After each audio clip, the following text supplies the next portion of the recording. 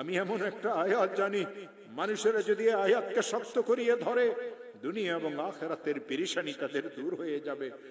তিনি তার কিতাবে আমল শিখাইছেন, কোন মুসলমান যদি ঋণগ্রস্ত হয়, এত ঋণ হয়ে গেছে, আদায়ের কোনো ব্যবস্থা নাই, খেতে ফসল হয় না, দোকানটা অচল হয়ে গেছে, ছেলেটা বিদেশে গিয়ে ফাঁসিয়ে গেছে, থাকতেও পারে না, আসতেও পারে না, 2-3টা মেয়ে ঘরে উপযুক্ত, কারো বিবাহ হয় না, একটা মেয়েকে বিবাহ দিয়েছিল, তালাক নিয়ে মেয়েটা ঘরে চলে আসছে, ছেলেটা খারাপ ছেলেদের সাথে মিশিয়ে মদ জুয়ার অভ্যস্ত হয়ে গেছে।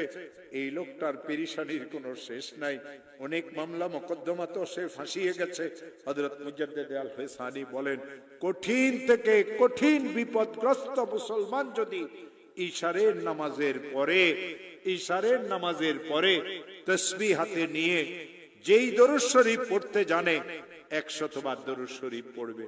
আল্লাহুম্মা সাল্লি আলা সাইয়্যিদিনা মুহাম্মদ, আল্লাহুম্মা সাল্লি আলা সাইয়্যিদিনা মুহাম্মদ, আল্লাহুম্মা সাল্লি আলা সাইয়্যিদিনা মুহাম্মদ।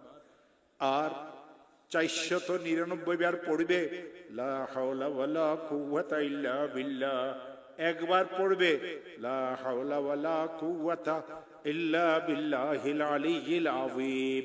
আবার 100 বার দরুদ শরীফ পড়বে।